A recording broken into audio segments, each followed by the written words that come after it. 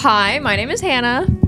And I'm Kari. And welcome back to Psych'd. This is our episode over the psychology of femininity, being a woman, etc., etc. What are you smiling about, Jason? He's looking through Yik Yak. Oh, okay. His favorite post.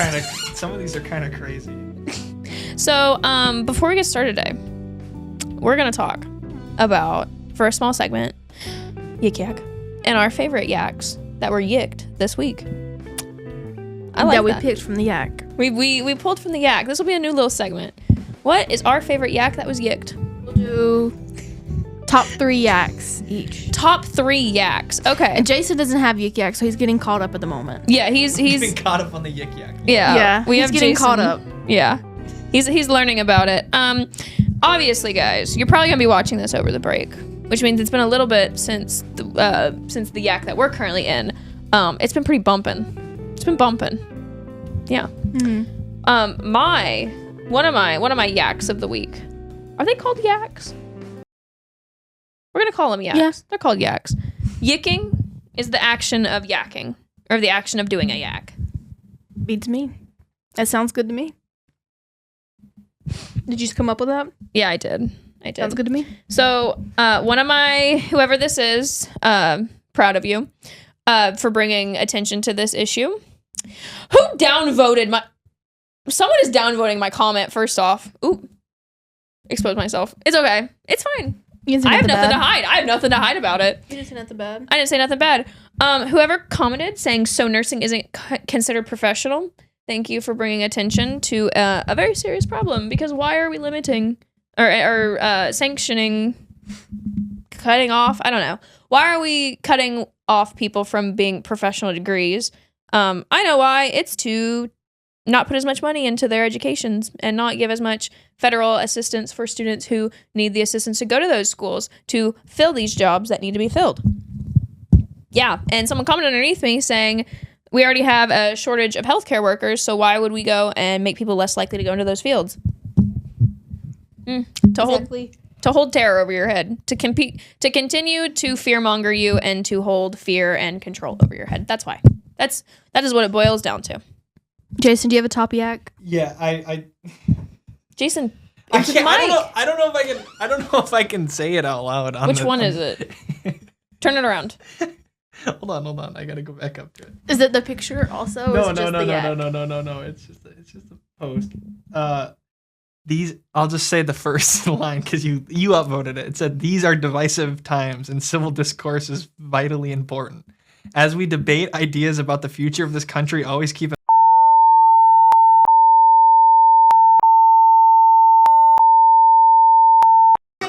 Yeah, that's a... Yeah. I can't. That was hilarious, What I'm gonna do is I'm just gonna bleep the whole thing with like... Just see our faces.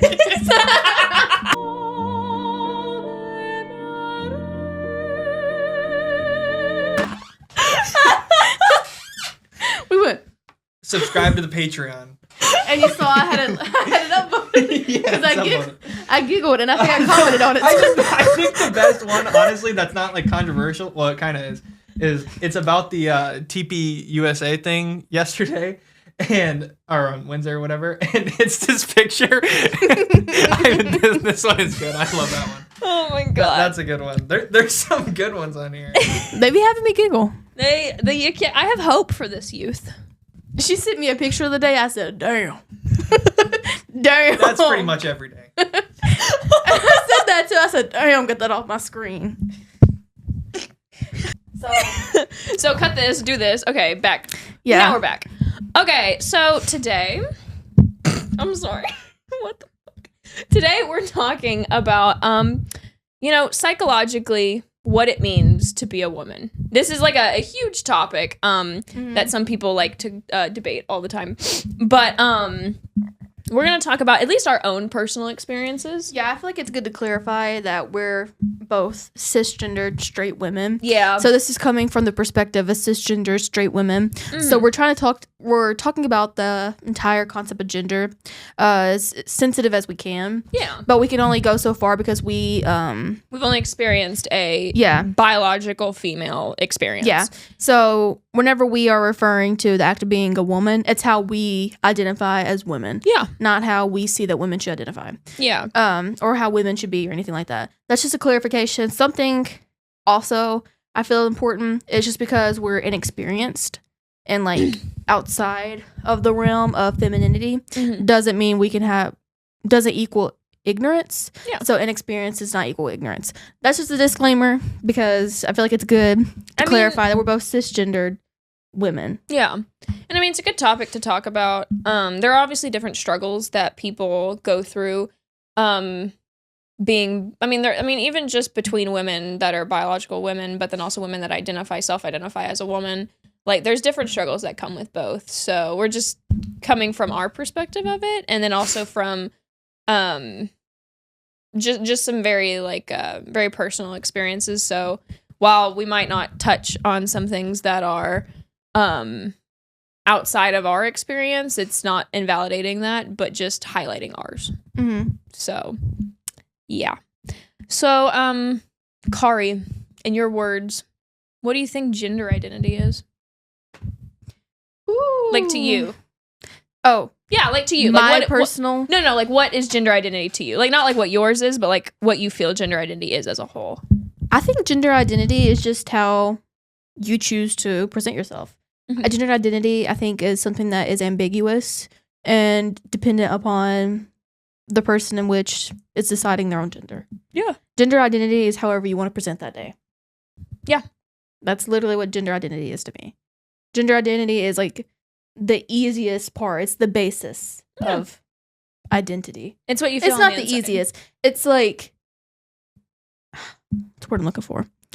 Gender identity is like, we don't have to get into the nitty gritty about like biology or science or anything like that. Like, it's literally just whatever you want to be. Yeah. Like, obviously, like, when it comes to biology, there are chromosomal factors, sure, but you also have a humane and innate choice to be who you want to be. And so I think that if you want to identify as a woman, if you want to identify as a man, if you're gender fluid, if you're non-binary, if neither of the binaries call to you. Yeah. Is that what it's called? Androgynous and androgynous. I don't know. I'm not well trained in this one. I learned about it in human development. Oh, I did too. But I mean, I think gender identity and gender expression also can be different. Like, I know sometimes gender expression is kind of looped Agender. in. Agender? Yeah. Without gender, yes. But what is Wait, what's the difference in agender and non-binary? Non-binary is where you go by anything, and agender is no? Androgynous describes a gender expression that blends masculine and female and feminine characteristics. Okay, that's what androgynous is, where you're a combination of both. Okay, and non-binary is... And it's not even a combination of both. It's just like you blend the masculine and female characteristics together. Or what that means to society. You blend those two together. Okay. So, let's Google. What's the difference between... Thank you. Non-binary. No problem, twin. And agender. And also, I feel like it's important for us to Google this because, like I said, I have no clue. Like, we're learning as well, and like we don't want to come at it with like insensitivity of not knowing. So Googling is the best thing. Okay, so non-binary is an umbrella term. Umbrella. Oh yeah, it's an umbrella term for any gender identity that's not exclusive to male or female. While agender is a specific identity under the umbrella, meaning that person has no gender. Okay. It's like queer, gay. Yeah, that's basically what it is. And if I'm explaining that wrong, someone correct me. But that's how I'm interpreting what Google's saying. Put in the comments if we're right or not. Yeah. It's like, here's the umbrella. Here's the little... Okay, so there's the overarching, and then there's the more specific terms. Yeah. Okay. Yeah. Kind of like how you got like American, and then you got Texan. Yeah. Yeah. Sorry. Like that. Okay, so you got, the overarching. You mean Arkansan? Texan? You don't pipe up at all. Minnesota. Minnesotan. Yeah, that sounds wrong. I'm never saying that again. Okay, whatever you just said. Did you say Minnesotan? Texan, Arkansan. But and that's how you say Minnesotan. Minnesotan. Minnesotan. Minnesota. Yeah. Soda. Yeah, sometimes you and Cheyenne will say something, and I'm like, I hear it. That little accent's coming You out. aren't from down here. Yeah. Ain't from around here. Boy.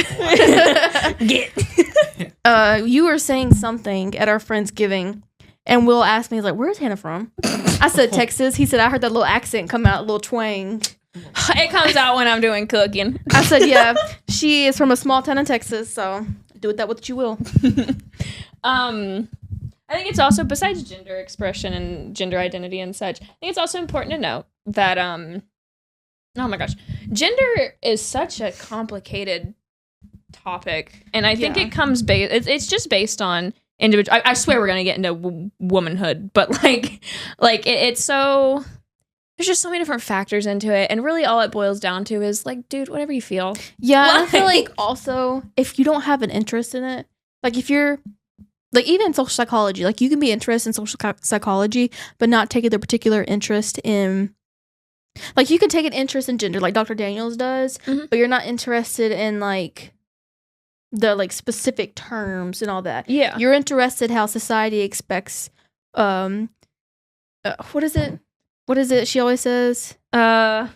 Female-like people. No, woman-like people and man-like people. Is that what she'd say? Yes, I think I'm gonna use that in my paper because I've been using like masculine presenting, feminine, like following, like just trying to like figure out words to use. Is that the word that she said? I think so. I think so. She said woman-like or woman-like, man-like. man-like. And I like that because like I don't know, but she'd study gender and like her whole thing is, you know, gender and like social norms and all that, and how like like you were biologically assigned a boy, what does that mean? You're biologically assigned a woman, what does that mean? Yeah. I don't know, but like you can like I feel like unless you are just into the study of biological gender, then you don't really ever take the time to like dissect it everything, because like at the end of the day, I do think it's interesting how like society expects women like people to perform, men like people to perform, people that don't conform to either one of those, people that conform to both of those,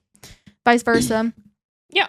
But like I think that is interesting in itself. But I'm not particularly interested in the basis of like biology of it. Yeah. Because like what you were born as in the day doesn't matter to me.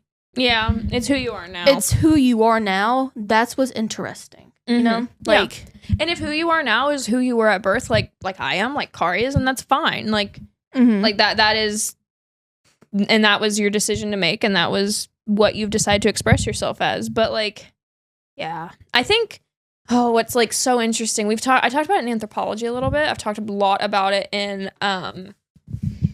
I think it was developmental psychology, but I feel like it actually was an exercise science class instead. It was the concept of like gender expression and like talking a lot about the psychology of. Are you raising your hand? I wanted to ask after your thing. Okay. I was like, are you raising your hand? I have a question. About intersex. I think it's so interesting. Human development. Yes, it was. I think it's so interesting how as a society people are like, you need to choose now at birth. Like, what are we gonna like conform your child into? And I appreciate the doctors that tell the parents to wait until puberty, wait until your child can really, really develop what this is and just decide what they want. And I don't really know the medical side of it. Maybe they decide to stay intersex. Maybe they do decide to conform to one or the other. But I also do wonder what that does with gender identity growing up. And like, I really would like to talk to somebody who was born intersex just to understand their perspective on their gender and their identity. Like, I think that'd be so, like, not like a study. Like, I'm not just wanting to like lab rat study somebody, but like, I just think it'd be such an interesting conversation. Yeah, and like I know there's a lot of stories out there about people that were born intersex and they have like trauma from like their parents choosing for them. Yeah. What they wanted their child to identify as. Yeah. That's not fair. No. But also like up in like in human development up until like puberty, there's like a line like male, female presenting. Yeah. Like not even male, female presenting. In this demonstration, like I'm just gonna disinclude intersex because that's completely different. It's not completely different, but I'm not well equipped in it. Yeah. I don't know enough about it. It's parallel lines. Then you hit puberty. That's never it spurts off. Mm-hmm. But the way they like people will treat children, and I can't say that I will not treat my children this way because like I can't predict the future. Mm-mm. And if I have a little girl, who says I don't want her to be like me? Yeah. And I'm, a feminine person. Mm-hmm. And who says like if I have a boy, my husband doesn't want our son to be like him. Yeah. And he is masculine presenting. Yeah. But like the moment you're born, whatever gender is identified is picked for you. Mm-hmm. That's now how you conform. And Mhm. that's how people expect you to conform. Like, I know growing up, I played with dolls. Mhm. And I would have played with anything. That's just what I was given. I was given dolls. I was given Barbie houses. I was giving babies. Yeah. I was taking care of children, like, whenever I was a child myself. Mhm. I was, I had, like, little cleaning supplies and stuff like that. Mm. And, like, you don't think of that kind of stuff. No. And obviously, I'm thinking of it because, like, I'm more progressive than, like, my average parents Joe, obviously yeah. were. Yeah. But like you don't really think anything about that. And like they'd give my little brother like cars and like action figures Yeah. and things like that. And I remember I had like all this really cool stuff. Like for like little girls have really cool toys. Yeah, we do. Like I had a Barbie dream house that was like 3 stories tall. Mm. Like every single thing you could think of, it came in the dream house. Easy bake And my ovens. little brother obviously was jealous because I had a huge Barbie dream house and I could dress up the dolls any way I wanted to. I could like set up stuff and like, Did it have the elevator on it too? Yes. Mm-hmm. Mm-hmm. and it had a slide too. I mean, obviously that's a cool toy, not just for a little girl. It's just a cool toy in general. Yeah. And like my little brother would obviously want to play with it. Yeah. And I remember like people would be like, "Oh, that's weird. He's playing Barbies with her. Are you gonna allow him to play Barbies with her?" It's a cool toy. Yeah. If he had this toy and it was like G.I. Joe themed or whatever the hell, Mm-hmm. I'd still want to play with it. Yeah. It's literally a 3-story house where I can make believe and play pretend. And it's that age, like around a certain age of development, you want to make believe. You want to play pretend. Yeah. Why are there not that many for little boys? Yeah. It's because they want women to conform this a certain way. Yada, yada, yada. That's a cool toy. Yeah. It's a cool toy. Little girls have really cool toys. I mean, majority of them are very misogynistic. Mm-hmm. I went down the toy aisle the other day in Walmart, and there was like a washer and dryer in the little girl aisle. Oh, There was a dustpan and a broom. don't even start on the McDonald's boy girl toy. Like that always like I mean like it's cool, and like I would be happy with anything. Like sometimes they would only have the boy toys, and like there would only be the girl toys or whatever. I liked it when they had books. Like I liked it when they had the books in there, or when they had the like the science lab activities. Like those were cool. I think those are more appropriate because it didn't conform to these like weird, just really weird, like very subliminal messaging. It's what I get so worked up about the like the baby clothes. That's like there was a shirt. There was 2 shirts that were for little toddlers that were sitting next to each other at Walmart. And like Dr. Porter had taught it in class. And like I don't know if he took a picture of it or if he just found it online, but it was it was a baby, like a little boy's shirt with a superhero on it. And then it was a little girl's shirt that said, "I only date superheroes." Like it was literally it was like an 8-month like jumpsuit or like little suit. I'm like, Oh my God. Speaking of which, I'm sorry to interrupt no, go you. ahead, continue. They make the weirdest damn clothes for babies. Like it would literally be like, "My first love is my daddy. Yeah, like Yeah. My mommy won't let me date people." Or it's like a little boy wearing a shirt saying, "They say I'm a ladies' man." That's a baby. That's a baby. Like, That's a child. That's not a ladies' man. That is a child. Future ladies' man. Hey, that's a kid. That's a kid. My dad used to have a sign in our window that it was literally like a picture. It was like one of those yellow like caution ones, and it was a picture of like an outline of a pistol, and it was like, "If you want to date my daughter, just know what we have." Oh my God. I was like, "What the?" Like, I know that's not baby clothes, but that's what it made me think of. Like Yeah, I mean, it's back to that thing. Like fathers. Okay, this is gonna be an entirely different tangent. I don't know if we want to get on this yet or not. Which one? I was just gonna say, typically, in the South predominantly, That's what we are. That's what I can speak on. Like dads, like anytime their daughters are like getting to the age or not even getting to the age. I was a child. I was not even developed at all. And they would tell my dad, oh, you need to watch out for that one. You need to load your shotgun for that one. I was a child. Mm-hmm. And dads, like, I don't know. I don't really want to talk about my dad on this podcast.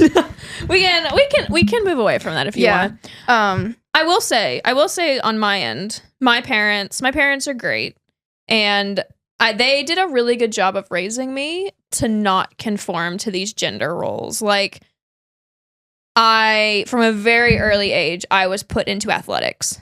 Like, of course, was my first activity ballet. Yeah. Did I suck butt at it? And my parents were like, well, maybe we should not put her in ballet. Like, yeah, I hated it. And then coincidentally, I found out that I could play soccer and I wanted to play soccer. And ever since then, there's not been a time where I haven't been active outside doing something that isn't considered stereotypically female. Like, I had an easy bake oven. I made rainbow loom.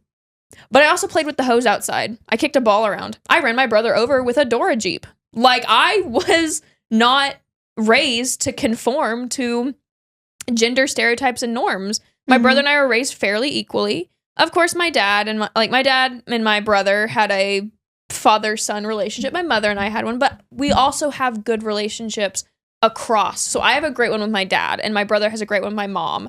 And I think that is one thing that I can say, not one thing, but that is like a huge thing that I can say my parents did so well at. One of the huge things they did so well on was raising my brother and I to not be like super gender conforming. Of course, my brother and I both are. I'm a girl, he's a boy. Like, that's the way we express. That's the way we were born. Like, and also the community we were in is, I mean, like, people are differing from what their biological sex is, but it's not as common. So it wasn't really an example to follow, and that's fine. I mean, he and I are very happy with the places that we're at now. But like, he played Barbies with me. I know for a fact I probably dressed him up when he was little. Oh, I dressed my little brother also. Like, we're on the tangent about Little being brothers, older sisters. Yeah. We're both older sisters, little brothers. But what's the year difference too for you? 3 years. Mine is. We've talked about this. Mine is 3 years as well. Yeah, 3 years. He just wanted to play with me because, like, obviously you're bored and we're social creatures, and I wanted to do my little thing. I'm not sure if like it's obvious. I'm sure it's not obvious to some people, but I'm very much girly. It's just, I'm not even actually girly. I'm in touch with my femininity, and I wear that like a badge of honor, my femininity. Like, even you and I, who are both biological women and identify as women, we're two different people. Yeah. Completely two different people. In the way that we conform to our gender. Yeah. I just happen to be girly. Like, it's nothing to do with me actually being a girl. If I was a man, I'd be a very feminine man. It's just what I enjoy. I like pink. I like bows. Huh? I'm moving on from that. I mentioned that my parents raised my brother and I pretty evenly, and it was great. But I will say that I feel like I wasn't raised in the like when I was little. Of course, I had princess dresses, but then I got older and I got really into soccer. And like, if you're watching and you knew me in middle school, I infamously had a pixie cut, and that pixie cut turned into a side part over with a full undercut. We were two completely different people. Yeah, I was very the femininity I was raised under was tough bitch. Like, it was like, no one is gonna push you out of your space, and if they do, fuck them up. Like, my mom's like that. Yeah, but I'm also like that. Okay, here's the thing. Yeah, I am very much like that, where I am true in myself, and like, I am very much like, I don't take any kind of bullshit, especially from men. That's like the boss Barbie mentality. That's a really common trait. Yeah, it's like but I'm also in touch with my femininity. Yeah. Like, I like to, you can't tell it from this podcast, but I like makeup. I like to do my hair. I like to dress up. I like to wear pink. I like to wear bows. You know, my room is covered. You can't tell, but you know, I like the pretty frilly things. Yeah. But I also don't take shit. No. And I feel like people don't think those two things can coexist, because if you have all these things on this list, like you're girly. Yeah, I keep on doing like the air quotes around girly, because what does it even mean to actually be girly? Yeah. But then you have to have the personality that reflects that. And I feel like if someone just saw my aesthetic, they'd be like, oh, I bet I can predict what her personality is going to be like. And it's the complete opposite. Yeah. I'm loud, I'm very extroverted. Like I said, I'm loud. I'm always giggling. Like, I'm very much not quiet and delicate, Like what people would like a consider little traditional. flower. Yeah. Yeah, I'm not like a little flower. I'm very much like in your face. Well, and I think that's a good way to like contextualize for us gender identity versus gender expression, because identity is the commonality, like those common traits that you and I share, but the expression is how we put it out and how we put it out for other people to perceive of us. And I decided that a pixie cut undercut was good. I mean, I loved it. My dad, I love my dad, but he will not shut up about that haircut. He's like, wow, that was so badass, Hannah. You look so cool. And like I used to do like a pullback. I do like a top knot, like a man bun. God, I wish I knew you back then. I was a hoot. But I had bangs and a bob. Oh, bob. And whenever I didn't have a bob, my hair was in a ponytail like this, or it was pulled back with a bow. I was the kid that my mom, and also, I feel like I need to clarify, like, my mom did not raise me to be like that. My mom is very much not that way. Yeah. She doesn't wear makeup. I mean, she wears makeup. I don't know why I said she doesn't wear makeup. She doesn't, she likes her hair, but, like, she's also a beautician. So I feel like it's pretty common for, like, you like your hair to be done, you like your makeup to be done, but it's because of her profession. Yeah. She doesn't like to wear jewelry. She doesn't like to get her nails done. She doesn't like to dress up. She much rather just chill at the house and watch TV. Yeah. And that's still feminine. And like she's still in touch with her femininity. It's just we have two different ways of expressing it, like gender expression, like you said. I get a lot of my personality is identical to hers. I'm a little bit nicer than her though. But like our personalities are like pretty close. But the way we choose to express our gender is so different. I'm very much like my Mimi in the way that I like the girly things, but like I said, personality wise, you're definitely gonna hear me from across the room. Like you're gonna hear me coming up. Yeah. Oh yeah. Like if I'm having a conversation, everyone in the room's hearing it because I can't whisper. I've become that way too. I've become very much like loud. I don't really care what people have to say about me. Yeah, I'm fine with being loud. Yeah. Like I like being loud because it's because I have a lot to say. Yeah. And I mean, if you listen, you can hear it and it's probably something good. Yeah. Most of the time it's something good. Sometimes it's just for me some random bullshit that I'm just like and also being like identifying as a woman and being woman presenting. Something I noticed before I got with my boyfriend is in the dating pool. In high school and up into college, people don't like funny girls. No. Guys don't want you to be funny. Guys don't want you to be loud. Guys don't want you to have a lot of personality. Opinions. Guys don't want you to have opinions and stuff. So I was not desirable because I was loud. I had opinions. I had personality. I had all of these different things. And something I learned very fast is that if I were going to find someone that I wanted to spend the rest of my life with, like with my boyfriend now, then I was going to have to find someone that was happy with, not just okay, but more than fine and happy with, like having the personality that I have. Yeah. Because, like we're very much like he'll listen. He listens, but he's on his phone. He listens and I talk. Yeah. And I'm loud and he's a little bit more soft spoken. It depends. He was on one whenever y'all were over there. He was. Sorry, Riley. He was on one.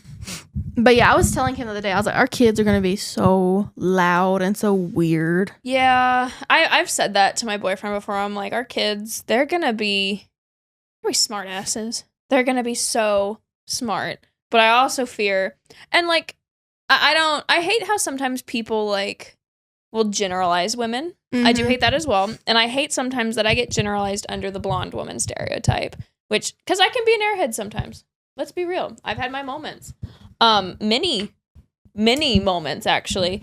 But I don't like how I get stereotyped in that way. I was saying that because I was like, oh, I really hope my kids don't get the airheadedness. But it's not, that doesn't stem from my gender. That doesn't stem from anything else other than like, I'm just an airheaded person. People can be airheaded and also be dudes. People can be airheaded and also not have a gender. I mean, like, also, it's yeah. I've been called an airhead before too, but it's just like, you're okay with not always being right. Yeah. Like, that's literally what it is. Because I've been called an airhead. I've been, like, there was someone that was trying to convince my boyfriend not to get with me. Like, not to be with me. And he was like, she's an airhead. And I was like, what does he even mean by that? Because, like, does he mean I have a personality? Like, I've barely been around that person. Yeah. What have I portrayed to them to make them think I'm a quote-unquote airhead? Yeah. Like, what does an airhead even mean? Like, because I know I'm intelligent. I'm here to prove it. Like, I'm in my senior year of college. Like, there's no doubt about my intelligence. You have some intelligence, yes. Yeah. But what does he mean by airhead? Like, I think that literally just means personality. I've always seen airheadedness. I like to say it's a testament of my knowledge and how much I use my brain, because I feel like I need to be airheaded because I use my brain so much. I'm always thinking. So my brain needs to take a deep breath. Sometimes I just want to turn it off. My brain has to factory reset a few times. Sometimes you just got to turn it off. I think it's also environmental factors too, right? Like, think about where you're at, because like there's like a good, I think it's like the Western, like American stereotype of that versus like European, because like there's a really good movie, and we were just talking about literally this, but like from the tradition of like how societies in like France versus the United States view like women who are like outspoken, have personalities and loud, you know, talk back, you know, have opinions and stuff. There's a movie called Jules and Jim that we just watched, right? It's about this woman, and she's with these two guys, you know, who are best friends, you know, but she's very outspoken and all this stuff. And like, it's notorious because American critics, American audiences, American people hate the film. And it's like, but why do they hate the film when everybody in France loves the film? And it's a good film. Yeah. And it's like, it comes down to, because she's a very open woman, directed in the 1960s. It's not something that not just American people at the time then wanted to see, but even now, like, it's just like, it's almost like something that's taboo, but it shouldn't be, right? Like, yeah. I've noticed that a lot in media whenever there is like an outspoken woman as a lead character. People are like, oh, I hate her so much. Why do you hate her? Yeah. I think I know why you hate her. I know there, okay, there's one character that I do hear that about, that people are like, oh, I hate her so much. And I feel like it does come from a place of like just because she is an outspoken and like seen as a very strong female character. But I also just really hate that movie, Captain Marvel. Yeah. Okay. Yeah. That's a fair example. Like Captain Marvel. Good. Oh. You're not missing anything. Yeah, you're not missing out. Sorry, Brie Larson. I loved you in Scott Pilgrim. Thanks. Loved you in Scott Pilgrim. Loved you in Lessons in Chemistry.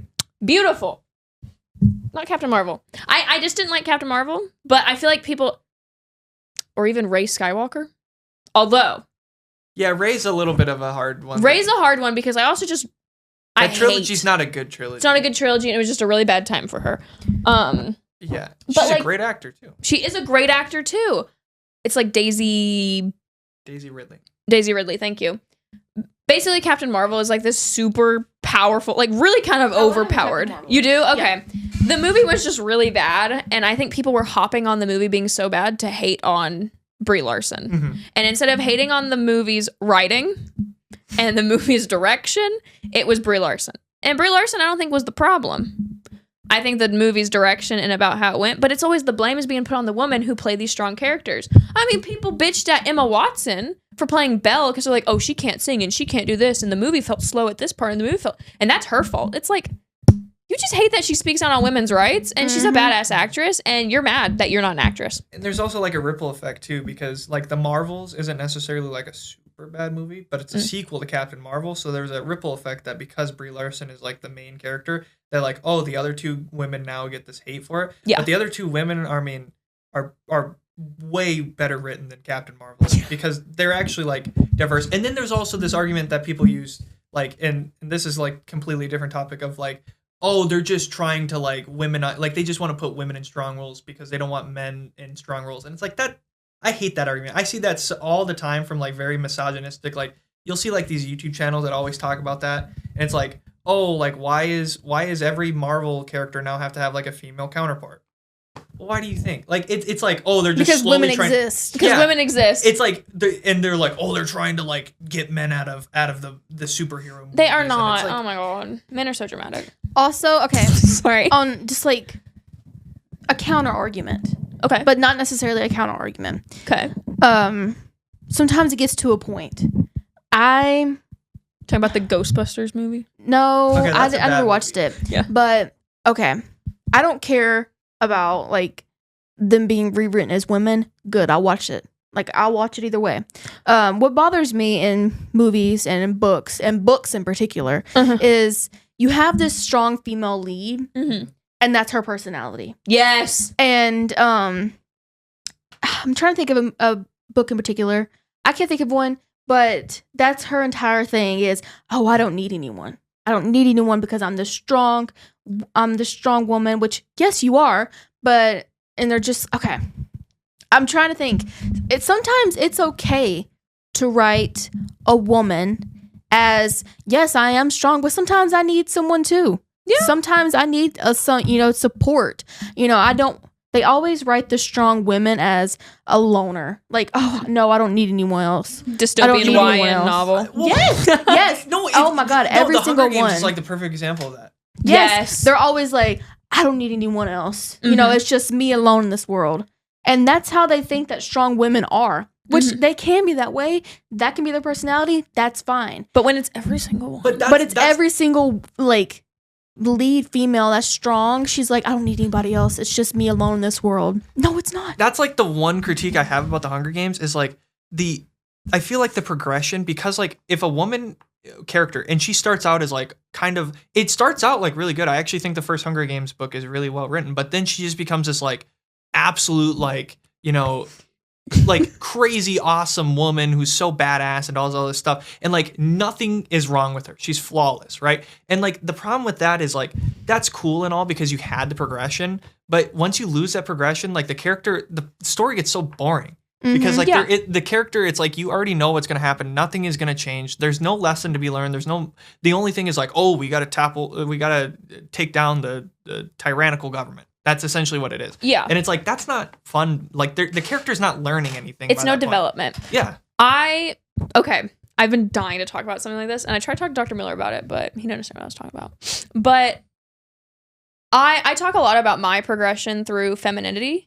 Because, I was raised on sports. I was raised in a household where I had lots of male cousins. And my mom was not a very stereotypical, like, femininity woman. She was serious. She was career-driven. She was a badass. Like, my mom is a badass. And, like, and that's so great to learn. But I didn't get a lot of, like, femininity. Like, my mom and I never did our makeup together. Or, like, we never sat and, like, when we went shopping, it was always for, like, school clothes. So it was jeans that were school compliant and blouses that had the 3 shoulders. But I feel like recently I've really blossomed into femininity and also accepting help from a partner, and that wasn't really something I did well at, is accepting help from.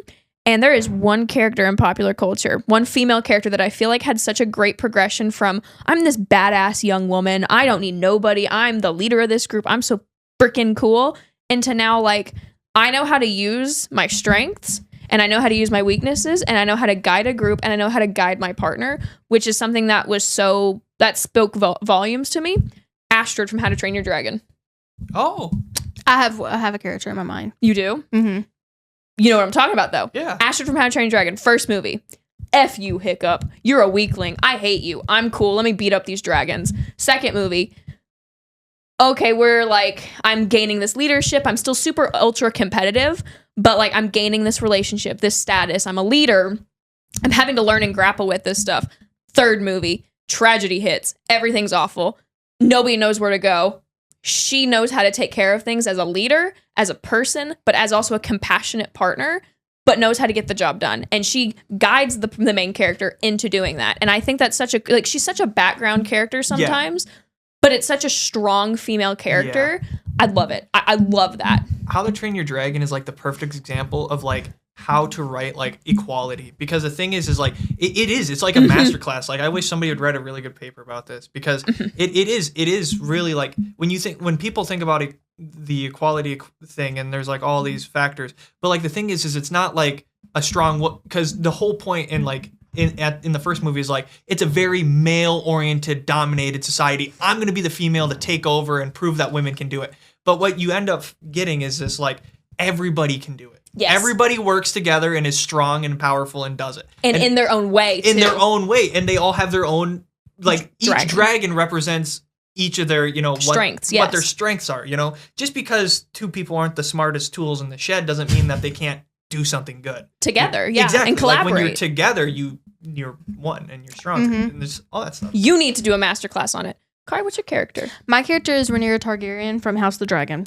Ooh! And they called her, the evil queen, the bitch queen. That's what they called her and stuff like that. That's true. But I could write a paper on this about Rhaenyra Targaryen. She was blindsided by our people she trusted and she loved multiple times, over and over again. Yet she still is so in touch with her femininity. Like she's okay with, like she's sitting here, leading the world and leading all these people, but she's still, a mother. Yeah. And like she still takes the time to, and I'm not saying that defines her. I'm saying that's just an additional part of her. Yeah. Is that like she is this badass woman, and but she also accepts help. Yeah. And she's not like, no, I'm a loner, I'm just gonna do all this. Sansa Stark pissed me off because she was like a canary, as the Hound called her. I'm not sure if y'all have seen Game of Thrones. But she was like delicate little flower.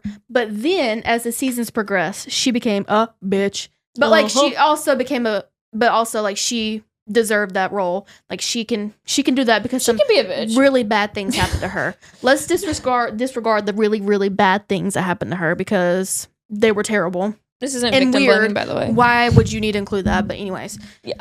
She became this cold person that was like, no, I don't need anyone else. It's just me alone in this world. No one else, can help me or anything like that. Like, that's not how you write a female character. No, and that's also not Sansa's character at all. She was so family oriented. Yes. Like, you don't just destroy a core part of a character because... Spoilers. Daenerys. When did that last season just came out not too long ago, right? House of Dragon? Yeah. Did you know that they're actually already ready to push out the next season already? Did you see that? I hope so. They said that like it's already finished and like fully edited. They're just working on VFX. I don't want to watch any more of it. Oh. Because I know what happens. It's just like a slow progression of death. Yeah. I'm hoping they put it one per season. Like they, spread it out, milk a little bit more watch time out of me. Right now they're doing like a little like a minor death. The reason, like it's sad. It's a sad death, but it catapults Rhaenyra. This is like their big son dies. There's a big redemption arc. House of Dragon is just like the biggest redemption arc show because like the people who made Game of Thrones, they were so excited. This is like the whole story is like they were so excited because Disney was like, hey, we want you guys to record, or we want you to film a Star Wars film, like a trilogy, and we want you guys to direct it. And they were so excited because that was like their dream. They grew up on Star Wars, and so then they just rushed through Game of Thrones, and Game of Thrones sucked. And then Disney goes, oh yeah, actually no, the ending of Game of Thrones sucks so bad, we don't want you guys to do that anymore. Yeah. So like now this is like the redemption. They're trying to write. They literally said that they're writing the greatest thing they can possibly write to try to redeem themselves in Hollywood. Yeah, because they messed up their female characters. That's what made it so bad, is that they were like, okay, we're gonna take these women that we have, given character development. Yeah. We have given a story to them, like Daenerys. Daenerys was my favorite character. I loved her more than Rhaenyra, and that's saying something. Wow. That's saying something. I love Daenerys. And then they ruined her character. Because they were like, no. She was like, no, I don't need anyone else. This really bad stuff has happened to me, and I know it's happened to you also, but it happened to me. And it's like, I'm going to go crazy. Like, okay, so you think a woman, that's how she handles grief. And that's how it happens a lot, is that something catastrophic will happen in a woman's life. Yeah. Like Sansa. And they make her into this like Hollowed out version of herself. Hollowed out, and emotionless, no compassion, no empathy. It's like, okay, so that's how you think women handle grief. And it's not, because typically whenever a woman's handling grief, they're also handling other people's grief. Yep. Like Rhaenyra, she's handling her own grief and taking care of all these other people. Mm-hmm. That's how you write a woman. That's how you write a character, because she's strong, but she's strong within herself, and she's also strong enough for people around her. Yes. And women don't have to take care of people. No. They don't. But that's such a redeeming quality about a woman, is that typically whenever you see a woman, she's going to take care of you. Yes. And you don't have to take care of people, and you don't have to be a woman to take care of people. You don't have to take care of people if you're a woman. It's just, I'm always going to feel safe with the woman. Yes. Because typically a woman's going to take care of you. Yes. And like I said, they ruined Daenerys' character. They ruined Sansa's character because they made them these hollowed out versions of the characters they made us love. Like, I really like Sansa because she had character development. You know, she was in the castle, she was in the palace, and, you know, she was taking all this different stuff, but she was doing it to protect her family. Yeah. And then some tragic stuff happened to her, and they were like, okay, all that character development you just had, bye. It's leaving. Bye. Same Out the thing with door. Daenerys. All this character development you had, not anymore. No. And so I really hope they do Alicent's character and Rhaenyra's character, because Alicent, I still see her point of view. I still empathize with her, you know. But Rhaenyra's, that's my mama. You know, I love Rhaenyra so much. That's my baby. But like I said, she's able to be a mother, a wife, a friend, a leader, while also being a woman and having emotions, having compassion. Yes. She literally was going through the loss of a child. Yeah. While also having a recession taken from her, or like having her reign taken away from her. Yeah. I don't know. I know that was a tangent. No. But I was trying to think of like different characters. Well, because like everybody has characters they relate to. Like, I mean, I think Astrid. I think I need to get the full How to Train Your Dragon series, because I would like to have those books, because Astrid's character, both in the books and in the movie series, have spoken volumes to me as I've grown up. And you know, like some people will like have like great literature classics, like Emma. Like, oh, I relate to Emma from Emma, or like, oh, I like I don't know, like just Catherine from Wuthering Heights. yeah, something like that. Where it's Don't know like, who said that. but like, but people will have these like great characters, and like sometimes I feel like slightly immature to be like, oh, Astrid from How to Train Your Dragon. But at the same time, when a character's good, the character's damn good. You can't deny that. I know. I always feel like a nerd, like I'm pushing up my glasses and You need sniffing. to nerd out. Yeah, whenever I'm saying like one of the best female written characters is Daenerys, but they ruined her character, is Rhaenyra. Another really good character. Have y'all seen the new Frankenstein movie? No, I haven't. Is it Mia Goth's character? Mia Goth's character is one of the best written women. Like Guillermo, have you say his name? Guillermo del Toro. Guillermo del Toro he knows how to write a damn woman. You know, He didn't write it, but yeah. Well, he knows how to direct a woman. Yeah. Who wrote it? I know they went off the basic, Yeah, but like they had to rewrite I mean, it, from a perspective of Frankenstein, and Mary Shelley. I just had to read Frankenstein for my 5th time. Yeah, it's not accurate at all. But the thing is, Yeah, is I've like heard that. But it can't be. You know? the thing about You can only do Frankenstein so many times. Mary Shelley's version though is like the actual the female Elizabeth, she just completely like is like a shadowed character, and like the problem is because it's written like 1818, so it's hard to like have a strong female character, because there's a point doesn't sell. Yeah, because there's a point where like she's arguing for her in court, which is like, oh, all the men can't believe she's doing that, but then like she just gets killed, you know. So it's like they wanted to modernize it, and and I think they did a good job at it. I don't remember who wrote it, but it's probably I need to watch it then. If y'all are saying it's good, it is so like she's one of the Netflix. best characters 2025 I've ever seen. I want to make an observation. 2025 has done so good about diversifying like very binary characters, female characters. Superman, amazing male character, and I don't mean to glaze Superman right now, but like great male character. Lois Lane in that movie, probably one of my favorite Lois Lanes I've seen. Like, oh, what else? Wicked.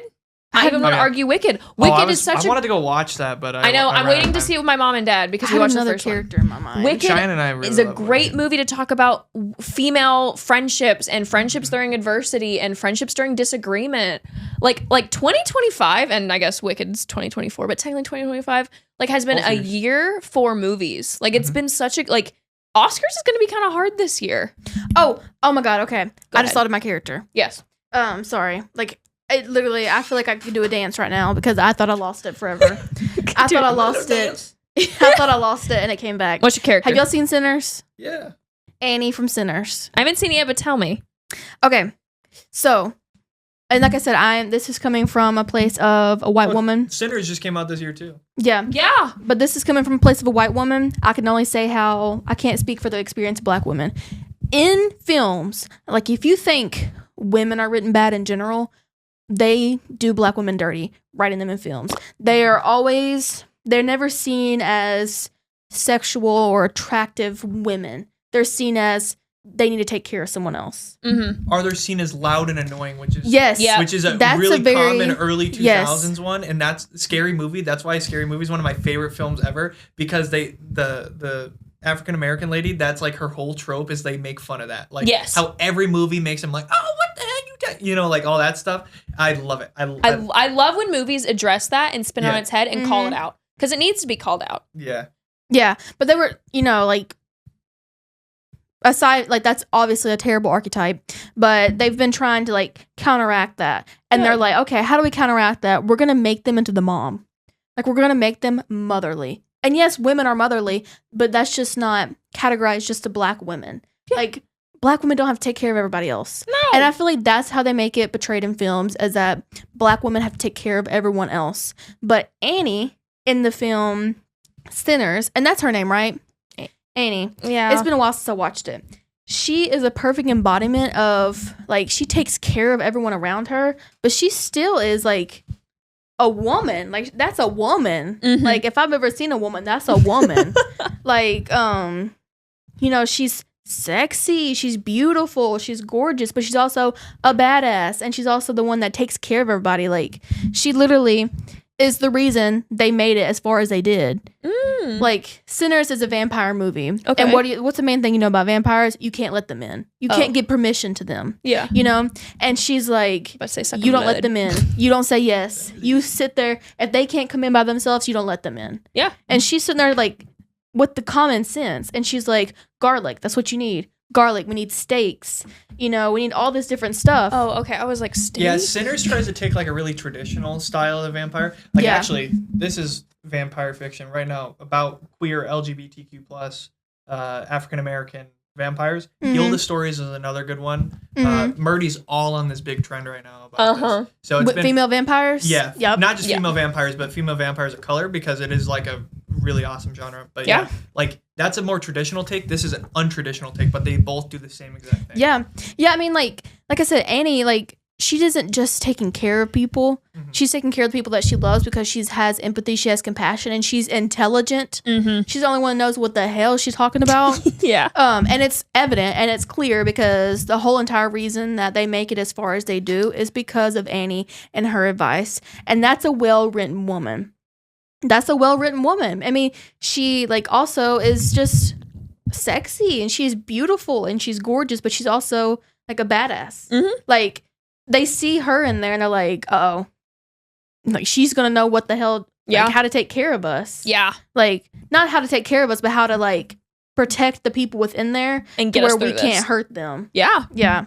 Like if I were going to have to face off to some vampires, which hopefully I never have to, that she's gonna be on my team because she knows what the hell she's talking about. Well, and I think we might have brought it up in a second ago or something, but just saw what time it was. Oops. I think a point to make also is I've said this once. I will say it again, and I will say it for any group of people that I believe is generalized or stereotyped or whatever. I hate when companies remake movies or flip characters on their heads and gender bend them. Ghostbusters? And I know She-Hulk is a character, and I know like everyone was like, oh, they made the Silver Surfer female for Fantastic Four. That's not the Silver Surfer. First off, it's, I don't even remember what her name was because like she had like 4 minutes on screen. But like, sorry, she'll have more in the next movie. No, she won't. No, she won't. She's dead. No.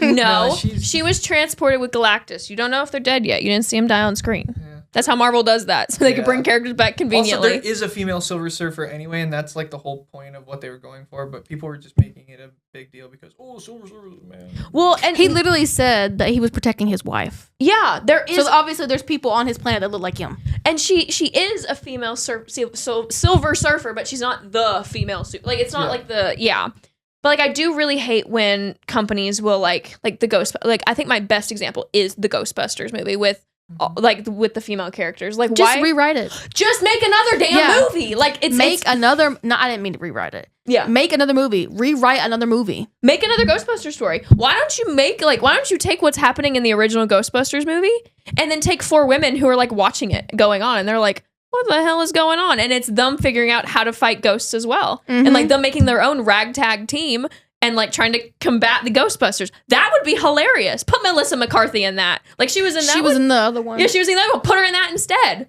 Like that would be funny. Them trying to like maybe them trying to fight the Ghostbusters. I don't know, like trying to be like the big bad Ghostbusters on top. Instead of remaking, let's rewrite them. Yeah, Because I mean, like, or give them new character, like make new movies. well, and Like, Frankenstein was a really good movie, but it's not original. no, Mia Goth's character is not original. no. Like, Sinners is a new movie. It wasn't remade. Obviously, it drew from different literature as inspiration and stuff, but it was a new movie. Yeah. Let's make new movies. And that's what my huge, like, that's what a lot of my problems is. I have no problem with people of color playing already developed characters. If they want to play that, that's fine.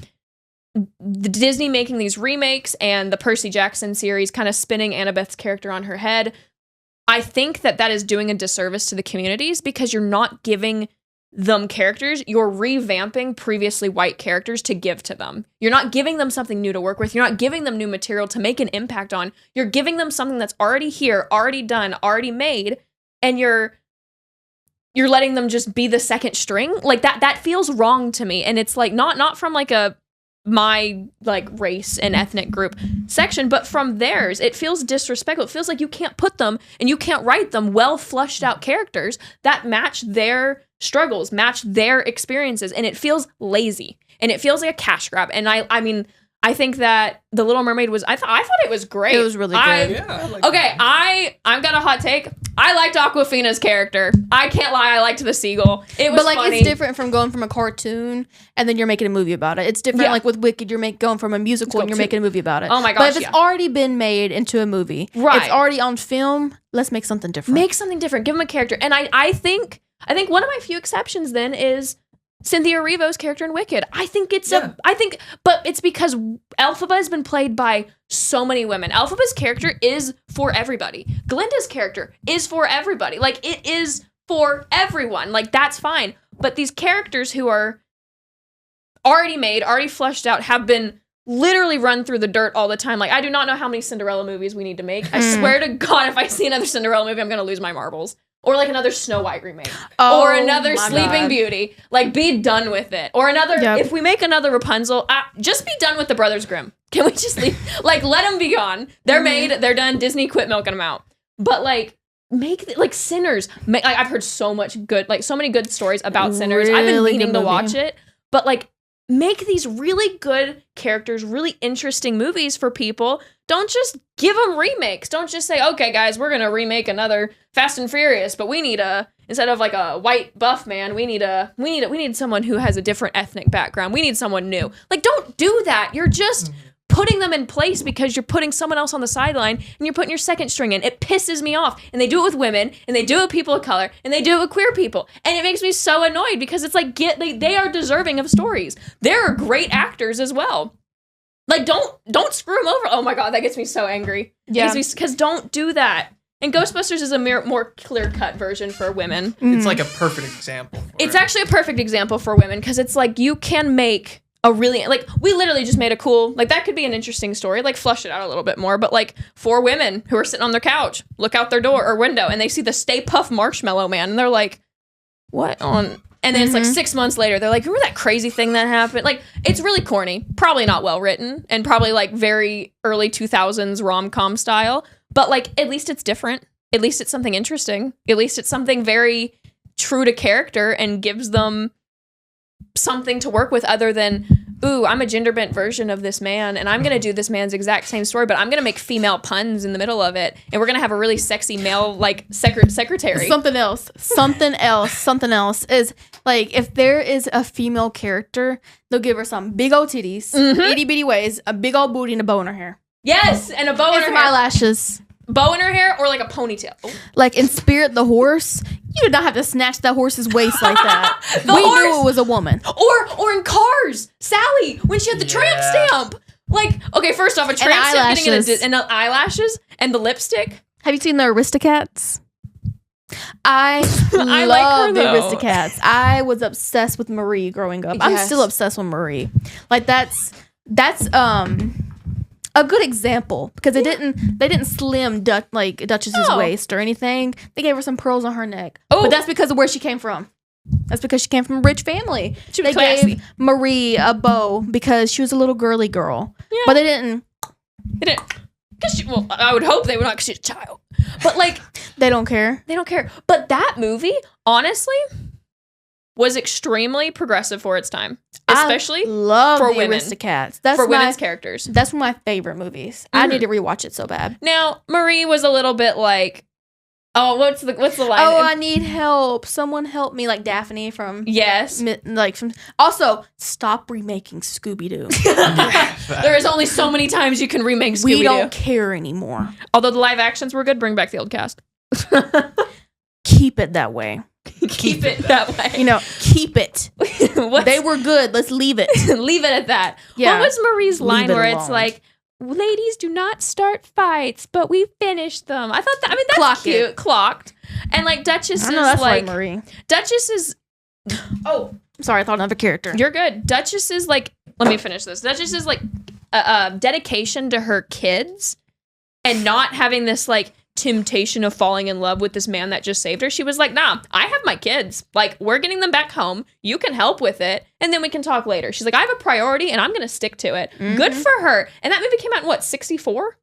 I had it on VHS. Oh, I had Beauty and the Beast on VHS. But like to have a female character who's like, I have an interest in you. We can definitely tell. But I have children that I have to tend to. You're not my priority. Learn that. Clocked. Like, good for her, for a female character to be written like that. And then Marie's little, like, she's just a little sassafras, like, she's a little spunk. I remember whenever I was working at Apple.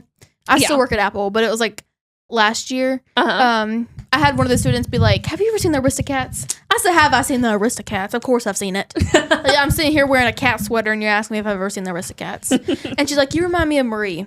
And that damn near brought a tear to my eye. I said, that is one of the nicest things I have ever had someone say to me. I was like, you don't know how much that means to me. Truly and deeply. That if I'm going to be compared to a character, I want it to be Marie. You want to be the cat? I know she's a little white cat, but still. I love Marie. What's your character you thought of? Oh my God, of course I forgot it. Oh, okay. With Elphaba and Cynthia Erivo, I will say it makes sense for... I'm sorry. It makes sense for Elphaba to be played by a black woman, because who is going to be able to play a character that is marginalized, that is outcasted, that is seen as different because of the color of their skin, other than a black woman? And that's all I'm going to say on that. But like, who else can play that besides a black woman? I think they really played on that this time around with this adaptation of Wicked, which was so good because it's how it was in the original, like in the book. If you ever read the book, kids, don't read the book. 18 or older, read it. Y'all know what I'm talking about? Y'all ever read this book? You've read it? You know it? Oh, crazy. That's an insane book. To watch Wicked and to see it on stage and all that, and then go and read the book. What happened? Beep! I cannot tell you that. There's a lot of... Will you tell me after? Well, I'll tell you after. Just remember, because I'll remember. But like in the stage with Indina Menzel, which cracks me up that she's Elsa and Elphaba. Like, I know. it's such a range. But like, for her to, Need to wrap her up soon. she like in the stage, it's more like she's green and everybody notices that, but they also see her as weird because she's nerdy and because it's like that's a new play on it, and that's like people see her as weird because she's studious and she's nerdy and she's like she dresses funny, but she also has a different skin color. I think for the movie, the direction they took it, I think that works really well, and I think it fits really well with the original character of the Wicked Witch of the West, or what everyone knows the Wicked Witch was, but it's actually Elphaba Throp. I think it fits well for it, and I think it's so great that they casted. And I think that was very intentional. I think that was John Chu's like initial, like that's what he wanted to do with that character. Yep. And I like John Chu is a very smart man, and I think he meant to do that from the get-go. He was like, this is a story that should be played by a Black woman, and who other than Cynthia Erivo? I mean, like, I think that was I wasn't surprised when I heard that Cynthia Erivo was going to play as Elphaba. I was like, yeah, come on, like.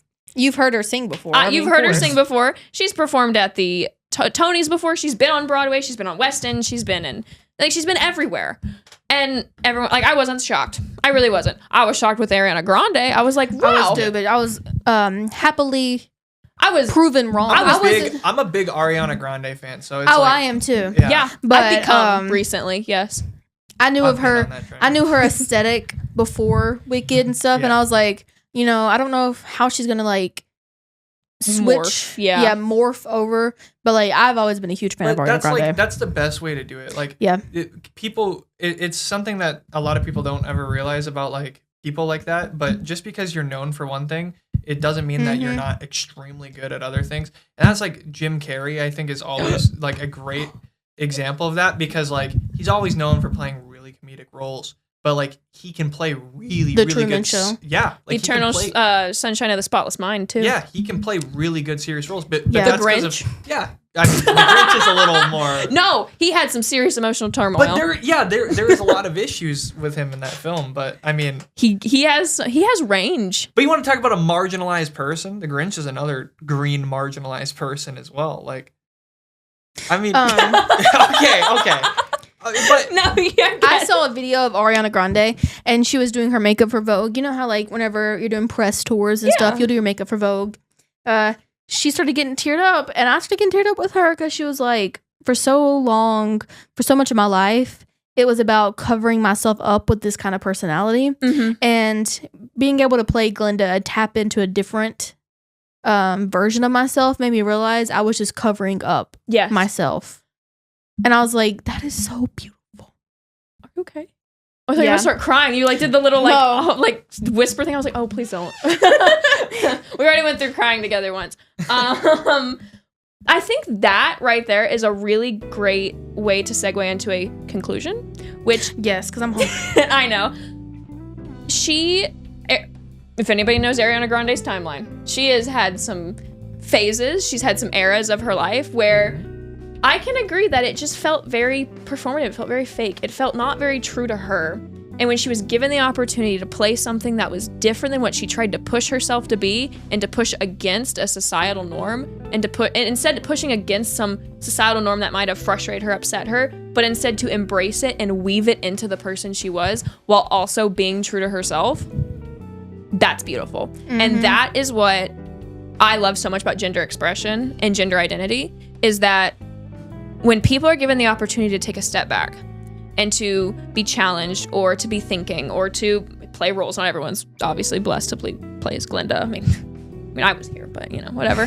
But like, when you were given the opportunity to embrace something that you might have been scared to embrace, or might not have had the room to embrace before, you can become something that you only dreamed of becoming. And I think that right there is why it's so important to embrace people as who they are and not to just limit them. And I think that's one thing that I love so much about women. I love women so much because I've met a few women who aren't as empowering and who aren't as accepting of people. And I mean, that is fine. They've obviously had some previous issues. But one thing I love so much about women and female presenting types, female like people, is that we love to embrace people as they come and as they want to strive to be, and we support them in their striving.